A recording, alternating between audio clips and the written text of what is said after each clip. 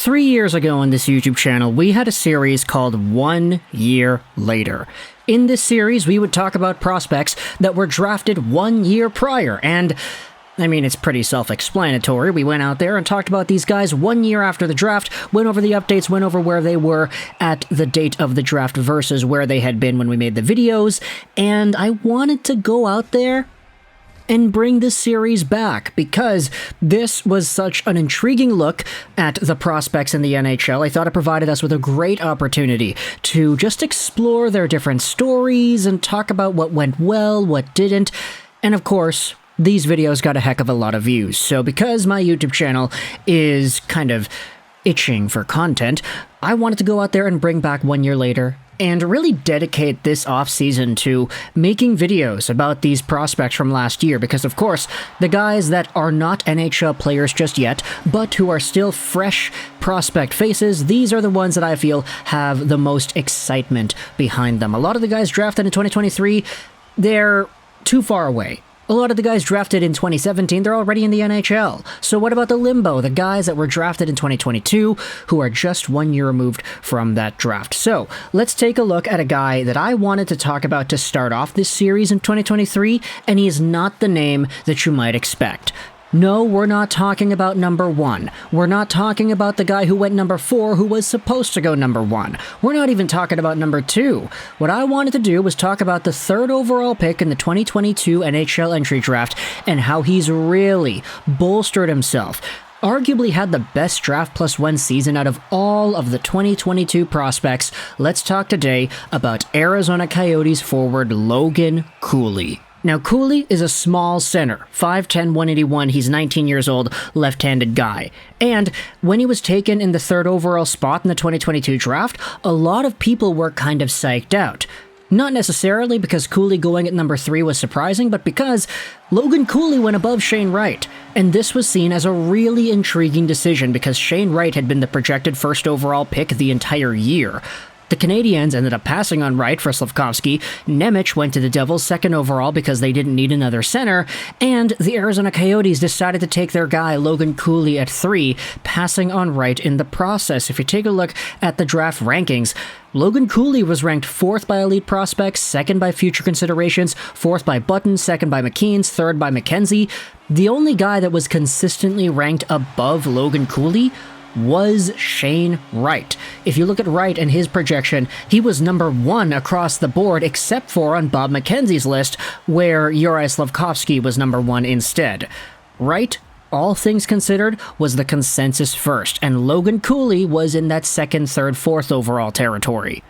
Now, there was speculation that rose up as to why the Coyotes took Cooley over Wright.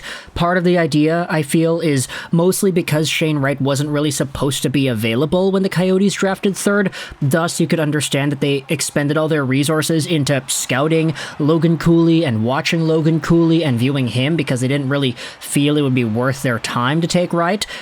And with all the confidence that the Arizona Coyotes instilled within Logan Cooley, who at the time was playing for the US NTDP, posting up a very good year of 75 points in 51 games played, you could understand that because they felt that this guy was going to be legit, they ended up taking him. They went with their guy instead of going for the player that they didn't expect to be there in Wright.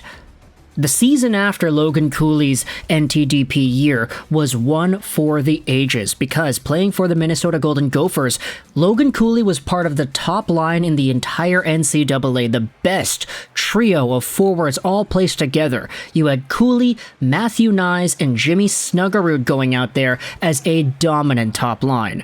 In 39 games played, Logan Cooley had 22 goals and 38 assists for 60 total points. Jimmy Snuggerud had 50 points in 40 games. Matthew Knies had 42 points in 40 games too.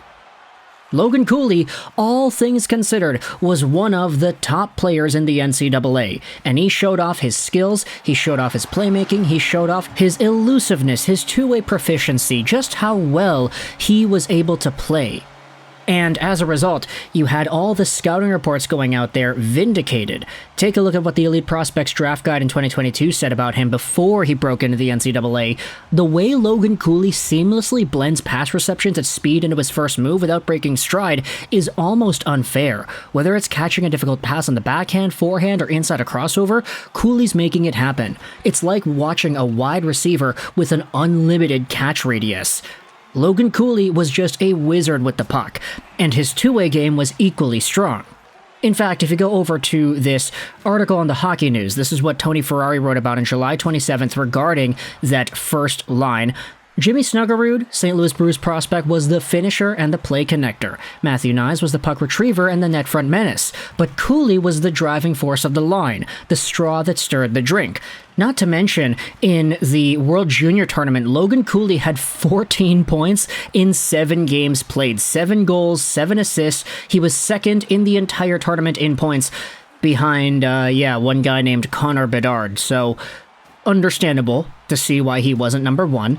You also had yourselves the Dauber Prospects 2023 April report on Cooley, written by Keith Duggan. Up to right now, it's hard to envision a better freshman year for Cooley in NCAA hockey. The 18-year-old was recently named as one of the 3 finalists for the Hobey Baker Award, given to college hockey's best player. He had the second most points in the country, including a nation-leading 37 assists, and his Minnesota Golden Gophers will be participating in the Frozen Four in Tampa. When the tournament is over on April 8th, it's fully expected that Cooley will sign with the Arizona Coyotes to finish his campaign. He was the Hockey News top prospect in their 2023 Future Watch issue and number 1 in the Athletics top 50 drafted NHL prospects. The dynamic Cooley looks ready for the next challenge after a dominant 22-23. Now, here's where things get interesting, because we've talked all this talk about Logan Cooley and the expressive first season he had in the NCAA. But after the season concluded, the thing is, Logan Cooley did not actually sign his entry-level contract with the Coyotes right away. He didn't play with the Arizona Coyotes to finish off 22-23, and we actually got word that he would be sticking around with the Golden Gophers to play a second year in the NCAA before becoming an NHL player. Okay, he's gonna make his NHL debut in 2024, 2025, or at the end of the 23-24 season. That's okay. He's deciding that he wants to stick around and really dominate the college scene once more before stepping into the NHL. But after that was the update we had received, Logan Cooley pulled a 180 just a few days ago and ended up signing his ELC with the Coyotes. Take a look at the statement that Logan Cooley released on his Instagram story.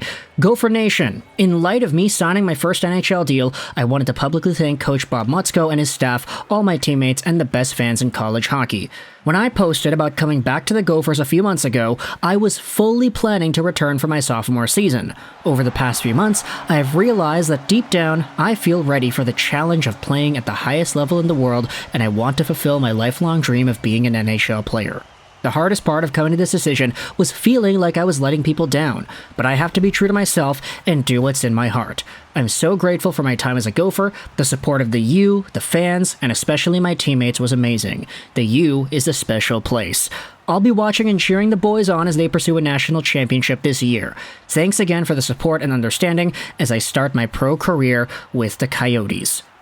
So Logan Cooley was right there smack dab honest about the assessment, that he felt that he was ready to make that jump, and now he was kind of worried about letting people down.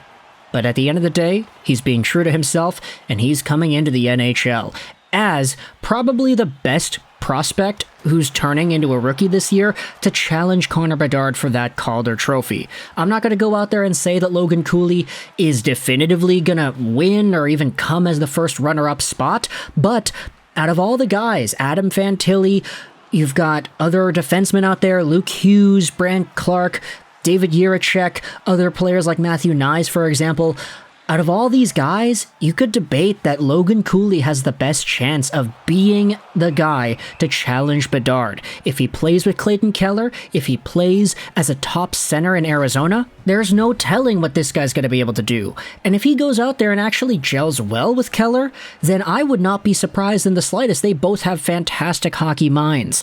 Logan Cooley could be on the cusp of really shattering all expectations as a guy that was supposed to be second tier to Shane Wright, who was inevitably taken over Wright, to 1 year later potentially challenging Connor Bedard for the Calder and the best rookie of the season. This is Cooley's path. Let me know your thoughts in the comment section below about Logan Cooley 1 year after he had been drafted. Are you surprised to see how this story developed? Is this kind of what you expected? Let me know your thoughts in the comment section below. I hope you enjoyed this video. And bye.